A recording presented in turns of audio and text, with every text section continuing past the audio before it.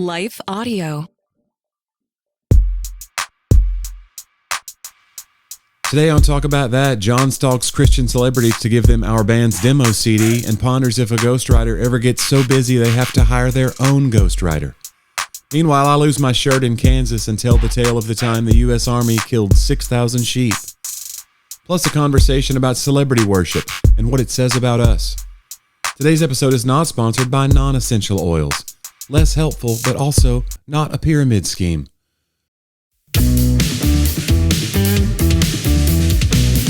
Pull up a chair, Johnny. It's your weekly helping. Let's talk about that. We're going to fix you up a plate. We're going to do it up real nice. Going to have us some. I don't know why I went southern. You think people fix up a plate up north?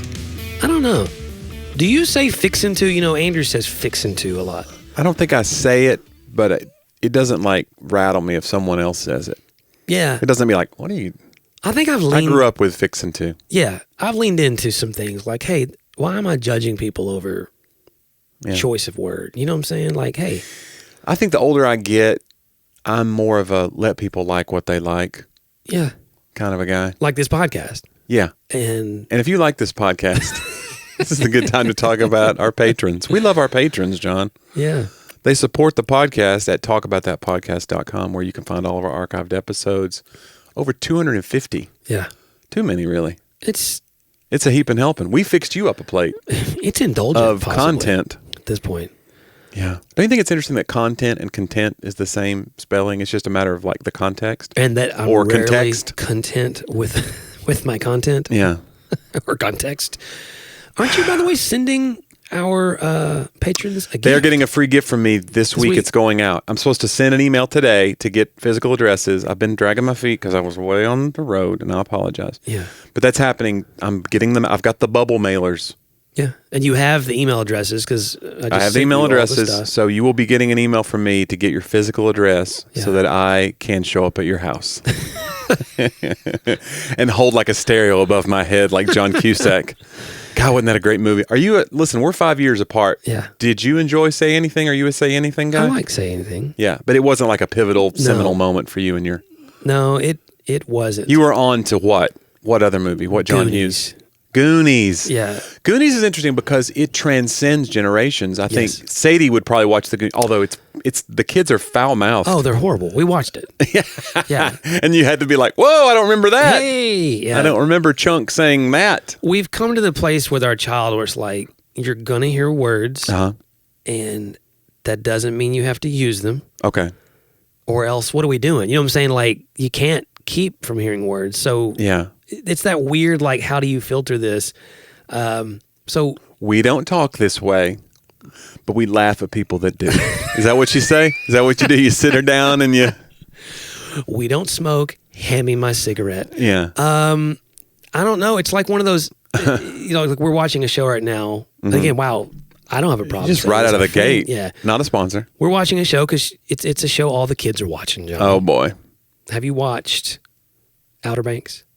I've heard about it. And I think the reason I haven't started watching it is because it feels like a very young people are enjoying it. And I feel like I'm not going to get it. I really like it. Okay. But it's got some bad language. Yeah. But it's very like they've harnessed some sort of Goonies type feel. Yeah. So it's like... Are they hunting treasure? Yes. Okay. A real treasure. From Two-Eyed Willie. From a true... Well, it's a little less, I guess... He's not really a remarkable pirate. He had both eyes. It's not a pirate ship. It's an actual British vessel that sank that had like $400 million worth of British gold. Okay. It was called the Royal Merchant. All right. So, like... I thought this was going to be like a Dawson's Creek. This just has some intrigue to it. Yeah, it's very like... Okay. I'll check it out. People have been looking for it forever kind of thing. But it escalates quickly. Mm-hmm.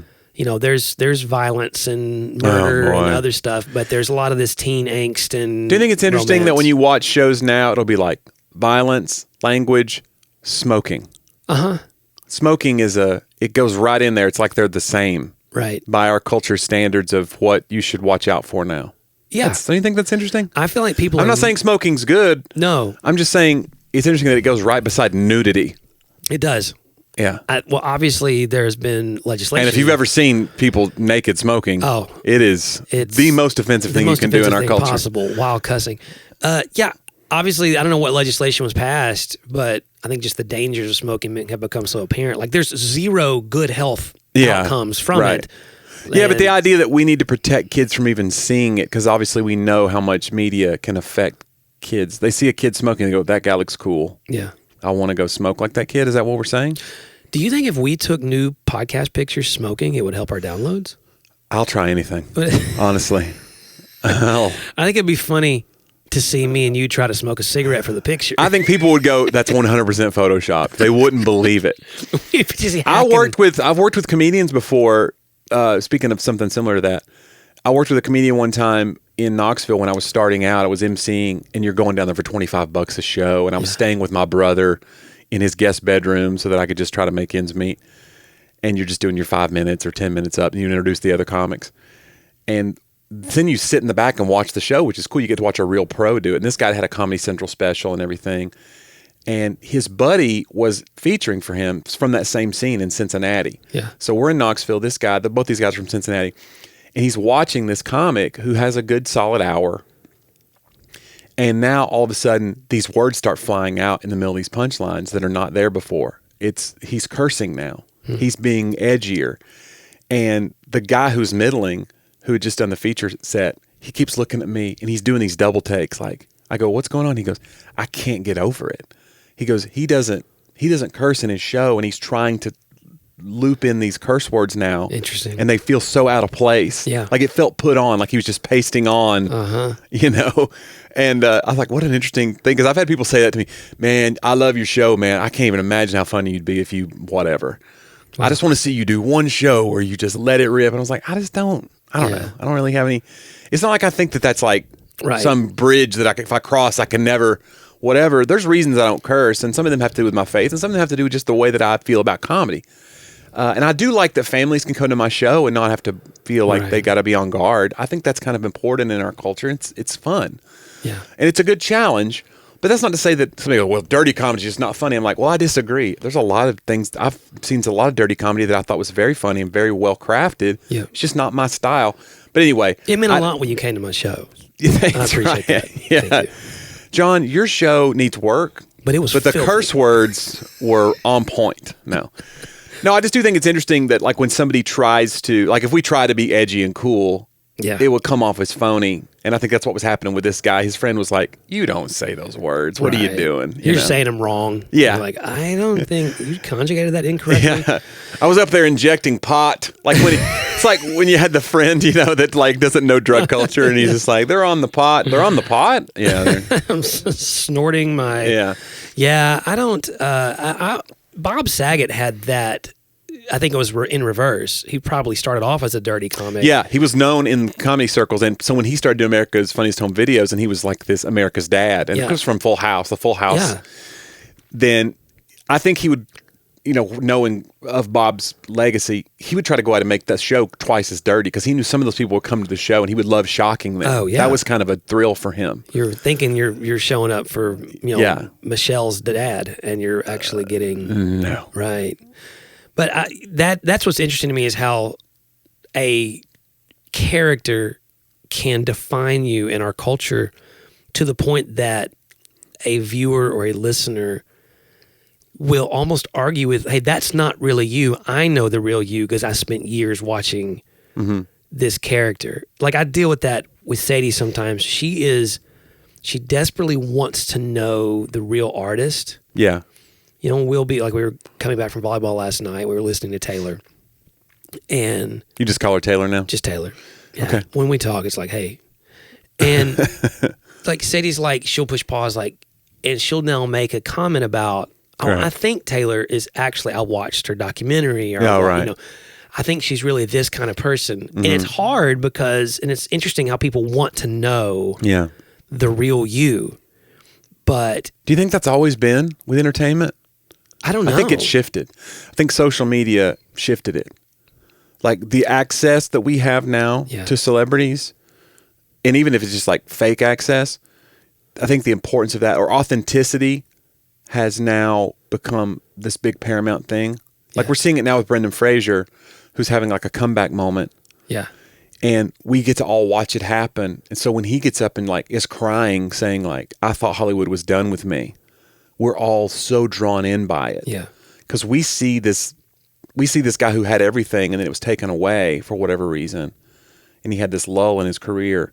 And we put ourselves in his shoes. We all know what it's like to feel left out. Yeah. And so I think there's something about that demystification of Hollywood that we love now. And in the old days, it wasn't that way. We wanted to think that Cary Grant was an alien, that he could do a thing that we could never do. Interesting. We wanted to think Mickey Mantle was a superhero. Right. You know, he can hit a baseball to the moon, and we could never. And that's what was cool about it. When we did our record with an actual producer, the producer said, I sent your CD, your demo to several labels, and they all wrote back the same thing. This sounds great. What am I looking at? And he goes, if you don't fix your hair in a crazy way, he goes, you need to look, what did he say? He goes, I showed up to a thing one time and Mercy Me was there. This is before they really broke. And now you can get away with it more. Like I said, it's changed. But he said, I just thought, are these the guys from catering? Like he was almost offended that they didn't look like aliens. Yeah. Like you need to look like a rock star if you're going to be a rock star.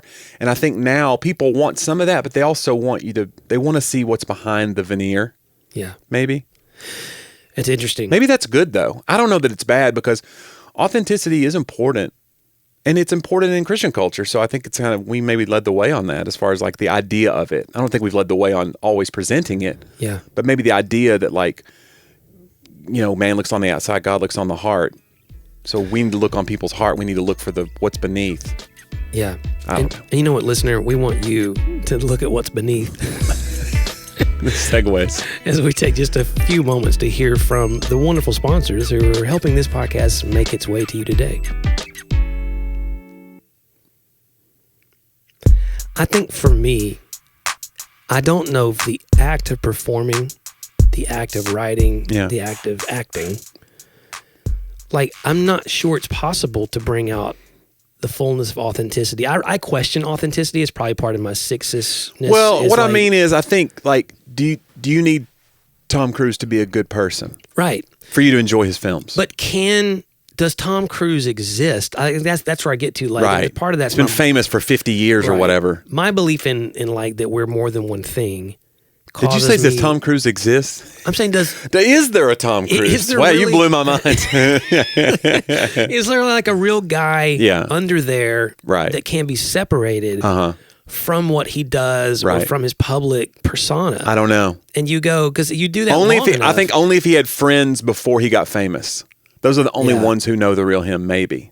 Because everybody else is getting like the press secretary version of Tom Cruise, probably.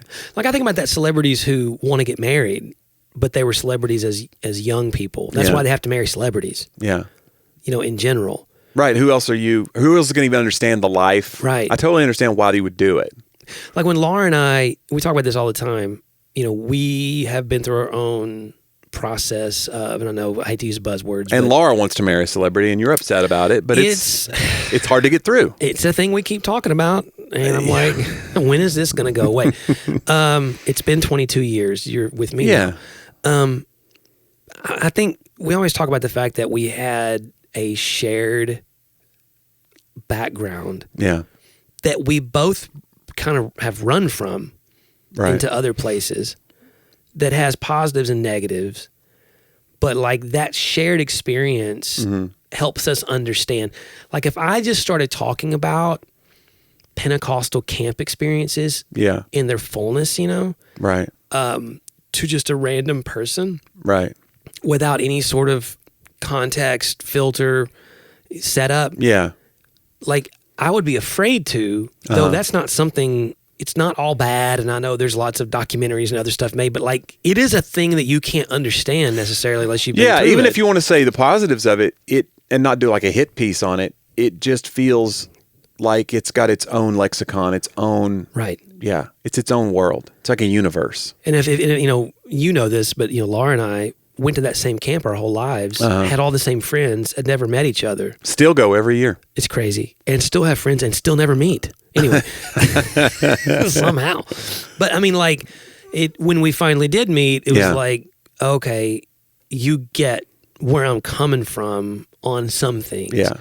And I think that it's hard to know, like, who is the real, like, I don't know why a kid wants to know the real Taylor Swift. Like you said, Yeah. I think you're right about social media wanting it. And I do think that there is a craving for authenticity. Like, our church isn't big or anything. The number one thing we do hear from people who come, when they will give us sort of feedback, whether they stay or don't stay, is they feel that the people here from the staff down are being very genuine. Mm-hmm. And that genuity is, like, attractive. Genuineness? I don't know. Genuineness. I don't know, genuity. Ingenuity. I know what ingenuity is, so I just assumed if you read the N. Josh. But ingenuity is genius reworked. If Right. you're genuine, you're not a genius. Jonnie, genuinegenius.com. That genuineness, like, is attractive and also super scary in a church world. Mm-hmm. Because it's almost like, hey, that's what we do here. We don't want anyone hiding here, you know? Yeah. And so I don't know, like, there's something attractive about it. And also, like you said, we don't want to know. I don't want to know that if Taylor mistreated someone, you know, said the wrong thing. Like, who cares? I just, I don't even like it. Like, I don't even like knowing that people who were in something that I really loved hated each other while they did it. I hate it. Like, all the Monty Python guys don't like each other. It's just sad to me, yeah. And then, like, I think I even read an article where John Cleese said that he hated the Holy Grail. That's like, that's your seminal work. That's my childhood. What are you doing? Yeah. Oh, I thought it was hacky and we just threw it together. Like, what? Why can't you? Like, when they feud, like the guys from Spinal Tap, you know, they've had their falling out. Then they get back together and do a tour, and they put a few dates together to pay mortgages. And it's a satire about people who have falling outs. Yeah. However you say it. Like, that's what's crazy to me is how that art's imitating the real life that was imitating the art. I sort of understand with comedy a little more than I would with music. I guess music is even more so, but to me, I understand comedy more, even though we were in a band together. You were definitely the creative driving force of our band. And so we all kind of just sat back. John, what songs did you bring to us? And we would add our parts. There was your mistake. Yeah. But with comedy, you've done it by yourself your whole life. If you're a stand-up or if you do sketch, it's different. I guess you're used to being a team player. But you get these strong creative minds, and they have very specific ways of doing things. Yeah. And it's my way or the highway. You got to really, like, Harry Shearer is known as, like, a very type A personality and kind of prickly. Yeah. And so, you know, then you put, you know, Michael McKean in there and Christopher Guest, both visionaries. But they're going to clash, and then you got to decide. Some ideas got to win at some point, so I can see why. But it bugs me. The kid in me goes, you mean they all don't go to breakfast together? Like, you want them to all live in a house together. I think that there's something there that is maybe a spiritual longing, that maybe some echo of we're projecting. Like, hey, what we really want is to be loved, and we want the people that we respect to love each other. Yeah. I think if you come down to it, almost the punchline of every show, if you're really getting to it, is do I belong? Yeah. Can I be accepted even with my faults? Can I grow through my faults in a safe place? You know, we call that character development. Yeah. And what you want is for it to work out. And the thing that sells the show is all the tension of it not working out. Right. But the hope that it might. The hope they might find the treasure. You know what I'm saying? Yeah. The hope along the way that when they get the treasure, they won't hate each other or have killed each other, you know. John, maybe the real treasure was the friends we made along the way. Is that what you're saying? Jonnie, I think some of it's naive, though, because, like, I've read these interviews, and I think he just did a memoir, which I need to read. Ralph Macchio did a memoir, and which I think is called Waxing On, which is really kind of a cool play on. And he talks about, like, I've seen interviews where he says, like, people would go come up on the street and be like, how's Pat? Meaning Pat Morita. Yeah. Like, him and Mr. Miyagi were just roommates to these people. Like, all through the 80s and 90s, just like, how's Pat doing? Like, I don't know. We did a movie together. We did 3 movies together, and that was it. Right. I don't know how he's doing. You know, but they just, like, in our dumb head, we just think like, oh, they hang out every day. I think the need, and we've talked about this maybe before, but something even in recovery I had to deal with was, and I think it's culturally infused somewhat. Yeah. And we had this when we were young, even as a band, and I think it's still there. I don't know how to escape it all the way. I've been through recovery. I've denied it. I've worked on it. Like, I still have a need to want to know or be close to or meet, not like stars, but people in my field. I think for me, yeah, like I get that. The best-selling author who writes the historical biography that everyone reads, I want to know him.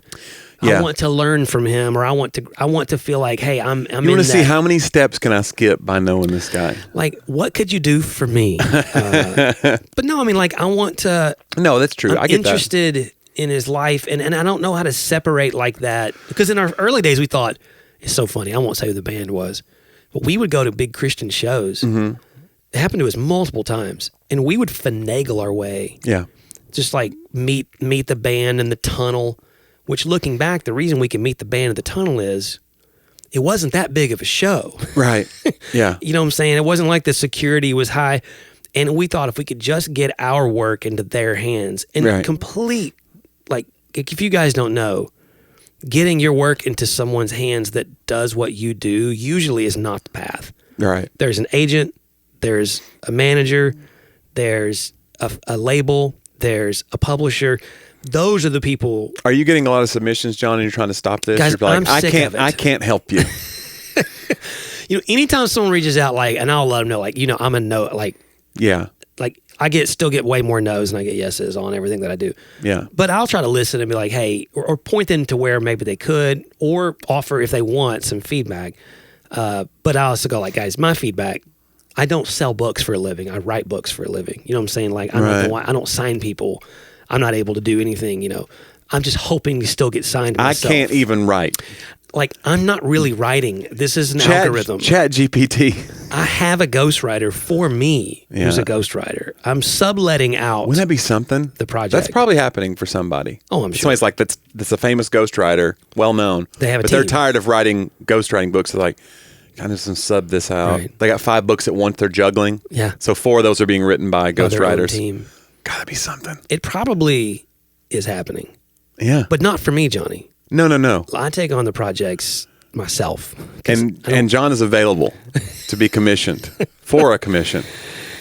But I just think there's like that need to want to connect. And I think, you know. Well, that's that vulnerability that we long for in people who are in elevated form. Like, I think it's different. Because I say that it's different in generationally, but I don't think it's different generationally. Because I think there were always people who I looked up to when I was a kid, and I wanted to see them at the pool with their kids. I wanted to see what Johnny Carson was really like. Yeah. I wanted to know that. And I wanted to know that he was a nice person.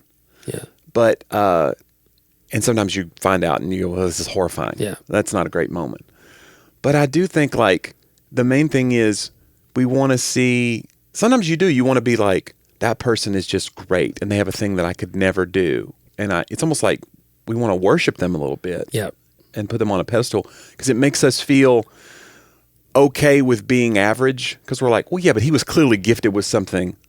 Yeah. So we can kind of rest a little bit. We're like, yeah, but I could never do that. So let's just put it out of, you know? I think you're nailing it on the head in that it is we as humans desire something to worship. Yeah. I know by saying that. Right. But I think you have to really lean into what you think worship means. Yeah. I need something to elevate higher than myself that gives me a fixed point. Yeah. To reach for, to hope in.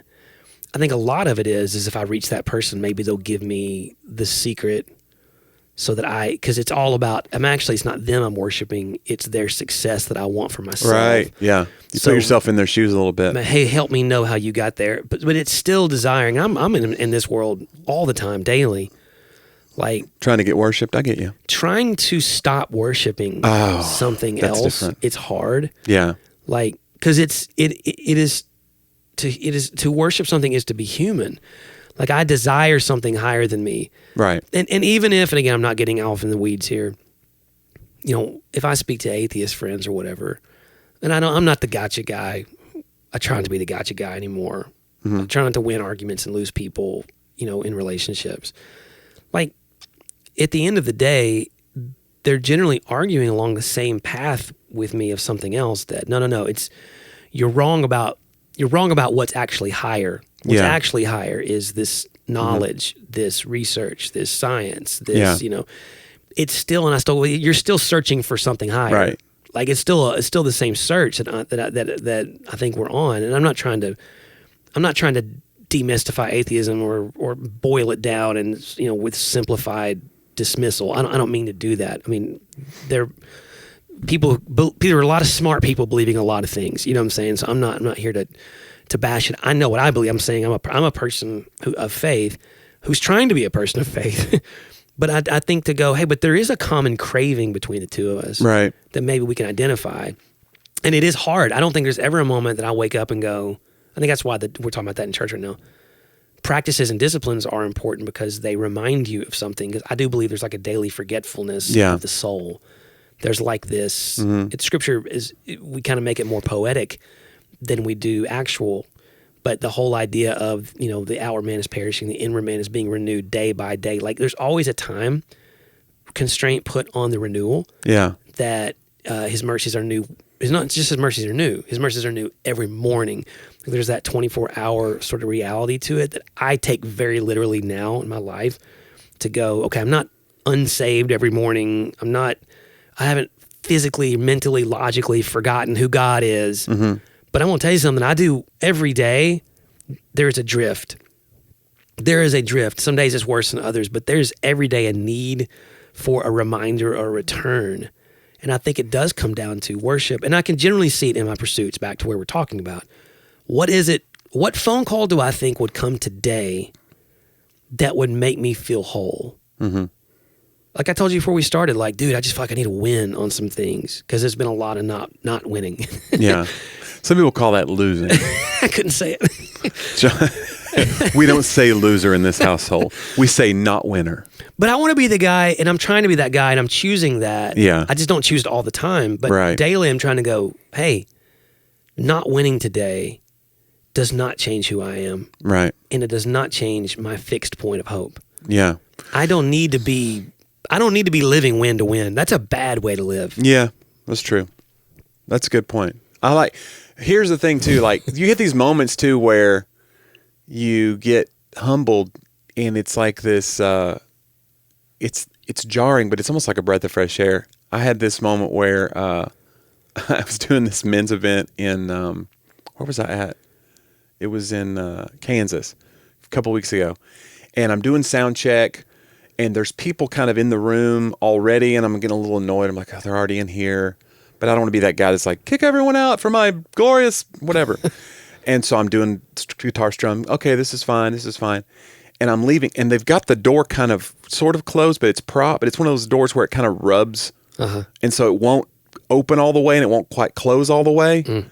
And I'm like trying to just sneak by. And I've been wearing this shirt on stage that's like, it's got little, not pearl snaps, but they're snaps. Yeah. And did it hang? It caught on the door. I'm trying to just sneak out, do a little, you know how you think your body's a certain size? You go, I'll fit through that. Right. It's like operation. Yeah. No, you hit the sides. It hit the handle of that door. It tore 7 of those snaps open. Wow. It's not like 1 or 2. It was like Johnny's a gigolo. It was crazy. It's just suddenly shirtless in the green room. Yeah, but no, it was the end of the lobby. But luckily, there wasn't a lot of guys milling around. Yeah. So I quickly I clutched my pearls. Yeah. Oh my! Was immediately verklempt. Grab an Afghan off the couch or something. But it was like a moment of like, you think you're this big thing, and now you're naked. Like literally, the emperor had no clothes for real. Wow. You know, but. And I have this moment too where it's like sudden onset vulnerability. Yeah, like, immediate. Like, you think you're that cool, huh? Yeah. You think you're that guy? Mm. And so now I'm not going to wear that shirt anymore. I'm not going to fix the humility. Right. I'm going to get a better shirt that's better quality. It'll be sewn shut. It will be. Right. I'm going to wear the same shirt every day. Like those people in the future that have the weird gray clothing or silver, and it's just like all one outfit. There's no seeable like seams or buttons. It's just how like, did how did he get into that? Exactly. Are they stitched into that? I'll have that on. So that's me. Take a personal tailor to stitch up your shirt right before every. I am from the planet Voltron 6, and these are the jokes. And then I just launch in. Wow. But yeah, it's like, and I have this thing too where I get the hiccups really bad now sometimes.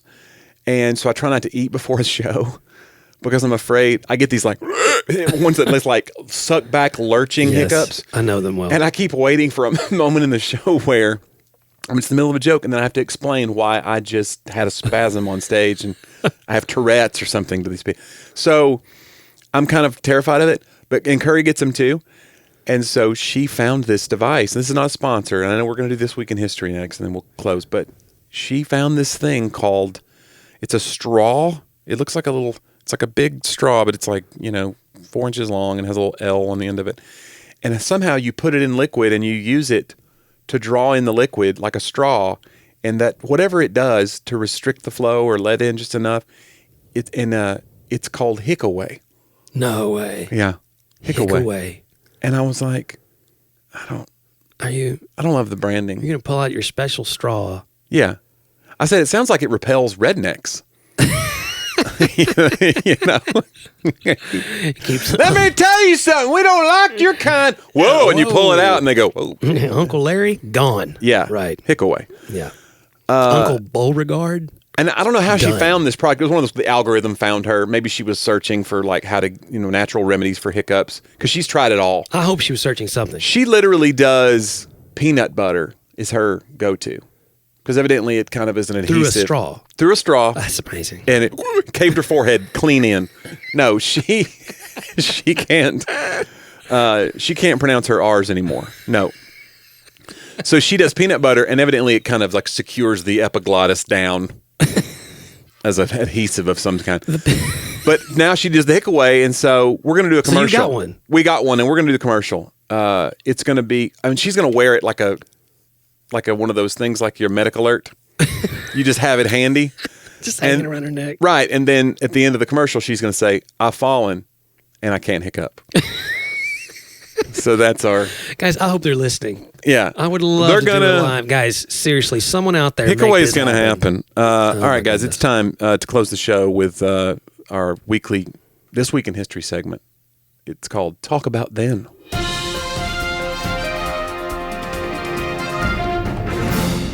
All right, John, we got a few weird ones.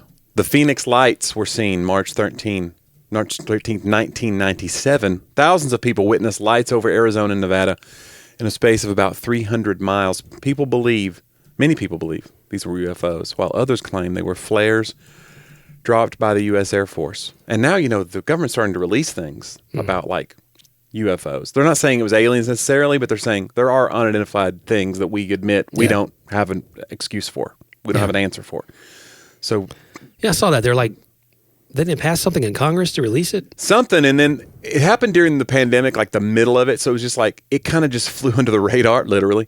It was just like this thing of like, people are dying and arguing over masks and things, and so you were able to just be like, by the way, aliens may be real. And it just like totally... on page 5. It really was. It didn't, but I don't know. That doesn't make page 1, that's how you know. Here's another one. This one's weird. The U.S. Army in 1968, this week, killed 6,000 sheep with nerve gas. The U.S. Army accidentally killed 6,000 sheep. At least it was an accident. Their crime? Pulling the wool over their eyes. Sorry. They did. They pulled the wool over our eyes for 30 years. Wow. They denied it until finally admitting, that's the thing about our government, they'll be like, no, of course not. And then later they're like, by the way.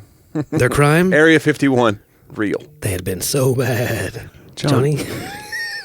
You should have quit it pulling the wool. I know, I'm sorry. It's fine. We'll edit that out. Yeah, let me do the jokes. An Army aircraft was flying a nerve gas test mission over the Dugway Proving Ground, which we all... Right. That's our favorite proving ground. This time of year. Not a sponsor. With chemical dispensers containing the nerve gas VX, when a malfunction caused one of the dispensers to fall to completely empty. So it just basically emptied itself out because of this malfunction. As the aircraft gained altitude after its bombing run, the remaining VX gas leaked out behind the aircraft over ranches outside of Salt Lake City, eventually settling over a flock of sheep, killing 6,000 of the people working in the area. Developed nervous system illnesses that were indicative of low levels of VX exposure. So I don't think it killed people, but they just had low-level nervous system illnesses. And the Army denied responsibility because, how do you say, hey, we might have poisoned the general area, So you deny. And then the 1970 study conducted by the Army showed, so they conducted their own study, so that's interesting, showed incontrovertible evidence that the gas test killed the sheep. Oh, and it was found in the snow and the grass samples, and it was not released to the public until 28 years later. So they knew. Right. Until that guy retired. Basically. Right. And no international outcry over the incident led U.S. President Richard Nixon, the international outcry, I'm sorry, led him to ban all open-air chemical weapons testing. So that kind of like slowed down the idea of chemical weapons. Yeah, but what did they do for the next 30 years until that happened? They were still doing it, probably. We were just ramping it up. And so, yeah, there would have been a lot more probably like nerve warfare and chemical warfare if that accident hadn't happened. So it kind of slowed the weird pursuit of that as a agent of war. So hooray for the sheep. Technically, we're sacrificial lambs. John. Oh, see, Jonnie did it. He got there. I didn't even mean to. This is... Must be nice to have your brain. I'm sorry. A couple more. The planet Uranus is discovered by... I just wanted to say Uranus was discovered, but I didn't. Discovered by William Herschel. It was the first planet discovered by telescope. Did not know that. Really? At first, he thought it was a comet, but then he was like, hold on. It's not moving. Well... it's they're technically, it's an orbit. Right. Observations from other astronomers proved it was a planet. Uranus is the 7th planet from the sun. Did you know that, John? The 7th? You know that we're the 3rd. Right. If you believe in that sort of thing. It's classified as an ice giant, which I guess that means it's not going to be inhabitable for... Right. Uranus is an ice giant, is what I guess I'm saying. Here's another one. This is funny. The next one down, Pluto, was discovered March 13th. What's the other one? Yeah, both were discovered March 13th, 1930 and 1781, respectively. So this one's pretty recent, 1930, Pluto. And then, of course, they said it wasn't a planet for a while. Now I think it's back. Right. Isn't it back? The outcry. Yeah, there was a lot of... Yeah. They thought maybe it was a moon. It's like, guys... I thought it was just like so small they didn't classify it. Is that how it works? How does planets versus... Because it's not a satellite. I know you're going to find this hard to believe. I don't specialize in intergalactic, classification. So I did not go to that class in college. I can't wait to get you in my pseudo quasi-futuristic clothing. Then you will. Oh man, I'll know everything. That's the key to everything. I'll probably be the first officer one on the bridge. No more snaps for anybody. Let's see, and I had one more that I wanted to do. Oh, L. Ron Hubbard, the founder of Scientology, was born 1911. I don't know if you know a lot about the whole Church of Scientology. It's an interesting story. He was just a science fiction author, right? Mm-hmm. And then he lost the rights to Dianetics, his book, in a 1952 bankruptcy, and went on to found the Church of Scientology, which he grew into a worldwide organization. He had a prolific writing career in the 30s with numerous stories and articles published in magazines of the day. And then, he just basically got his tax-exempt status and was like, I know how I could... So it's basically, from the get-go, it was kind of a racket. Yeah. To just avoid taxation. Wow. And I don't know, it's interesting. It's interesting to me the things that people follow, but I don't know. I know everybody's got their beliefs and things, but that's a tricky one. When it's like, pay this much money to go up the ladder, and you're like, this feels like a clear... Clearly. Yeah. Yeah, there's like a really nice Scientology building in downtown Nashville right by Fort Negley. The theory, an old historic building that they've owned. The theory about most of these buildings is that they're empty. They build these buildings as it's like a show, right? But there's nothing going on in the building. It didn't look like a lot was happening. Right. I wanted to go inside because it's a historic building that they bought. And you talk about catering to the outside and celebrity culture, like Scientology just makes no bones about it. They have the celebrity centers in big cities. Mm-hmm. Where they just go, no, we only want Will Smith and Tom Cruise. Yeah. We don't care. We want them to come because they have higher ranking here. It's like, that doesn't feel very religious. It does feed, though, into, again, the craving. Right. So if you just kind of deny. They're the privileged. They're the. Right. And if you are the privileged one, you're like, well, yeah, this is what I deserve. Yeah. I should have. Yeah. I don't know. I don't get it, John. I don't know why you. Finally, John, President Benjamin Harrison died March 13th, 1901. Wow. He was our 23rd president. Did he died in office, correct? No. Wasn't it? No. Wasn't? Mm-mm. Who's the one who died, he caught cold at the inauguration and died a few days later? Is that not him?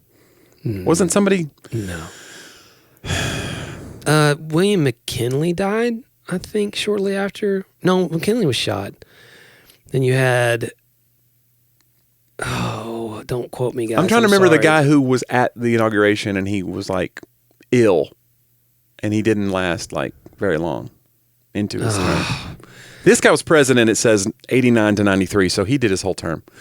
His supportive spending programs during his term earned Congress the name the $1 Billion Congress. So I guess that was a big, I don't know if that's a slam. Maybe that was a slam. I would imagine. Because he was spending. I don't even know if he was a Republican. Who are we talking about right now? Benjamin Harrison. So William Henry Harrison is the one who died. He died in office. And I'm telling you, I think it was because at the inauguration, he was not well.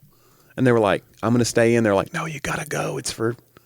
Took his morning walk to local markets without a coat or hat on March 24th, 1841. Caught in a sudden rainstorm, did not change his wet clothes upon return to the White House.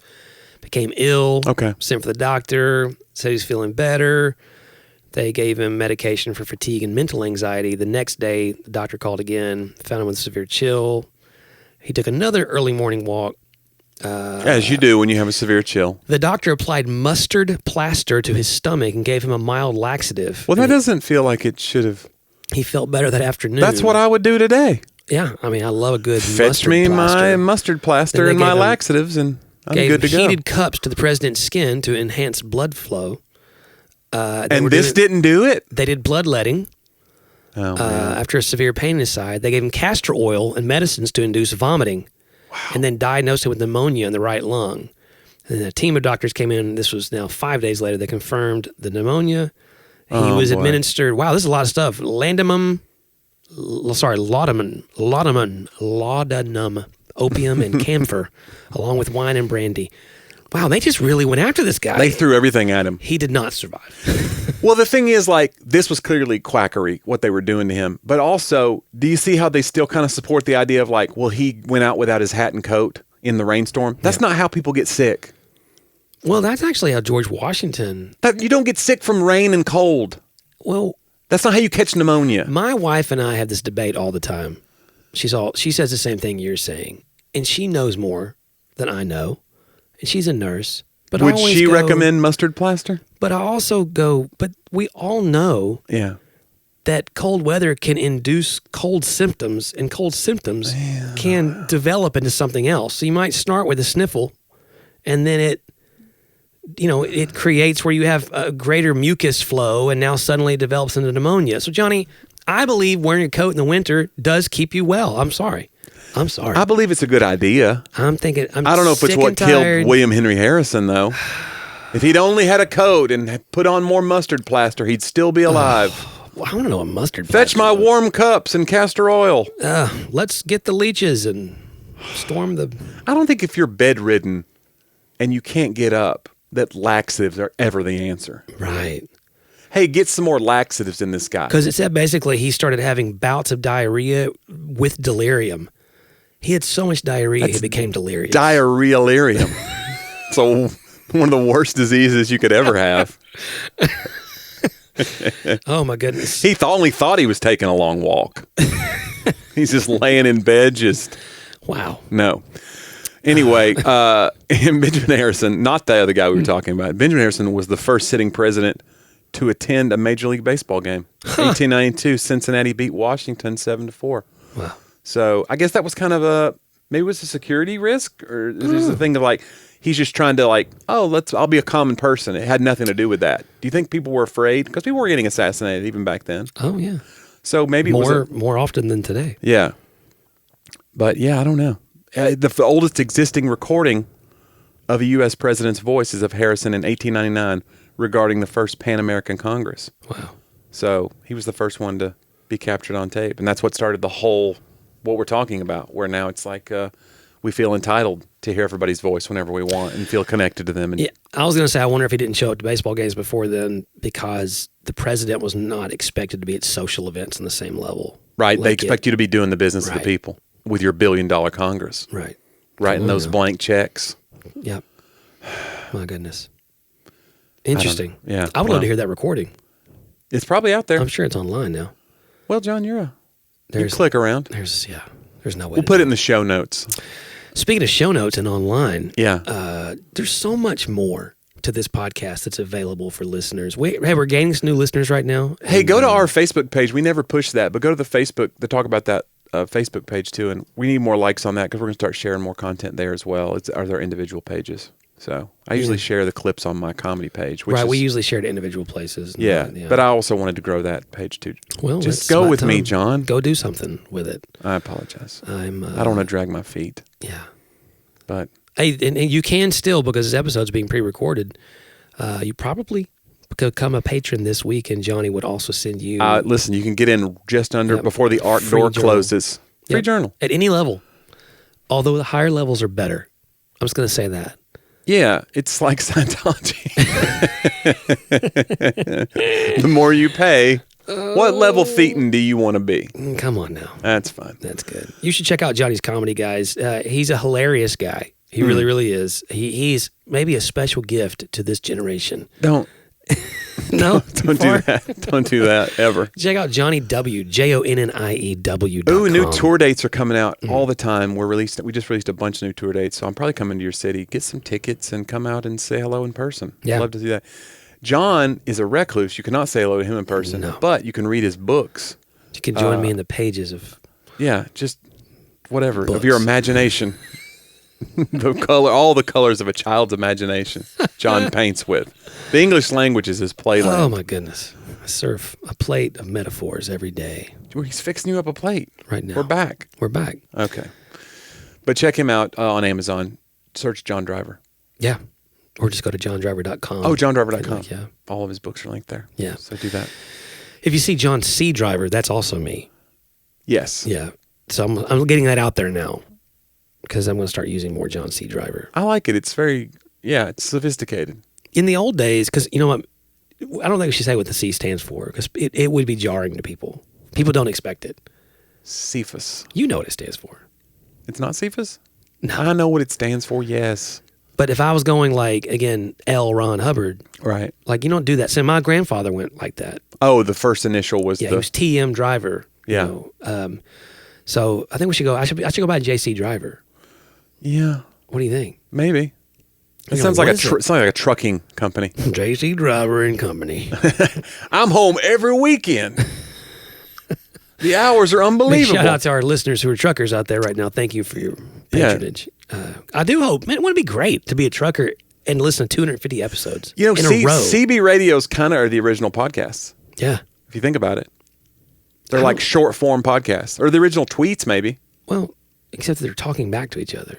Yeah, but that's what tweets were. You're like, hey, just so you know, there's a Smokey over the ridge. Right. Same thing with Twitter, but you're saying, hey, this Oscars is so lame. It's the same. It's just like that. It's exactly the same. Yeah. Hey, also want to give a shout out to our friends at Life Audio. You can check out more podcasts about all kinds of cool stuff at lifeaudio.com. Excited to be partnering with them and appreciate Jonnie, their friendship. Yes. You know what I'm saying? We're authentic people. We want to know the people at Life Audio. Mm-hmm. And so exciting content and greater doses coming out with them as well as we move forward. So, hey, thanks for the time you gave us today. We'll look forward to doing it next week on Talk About That.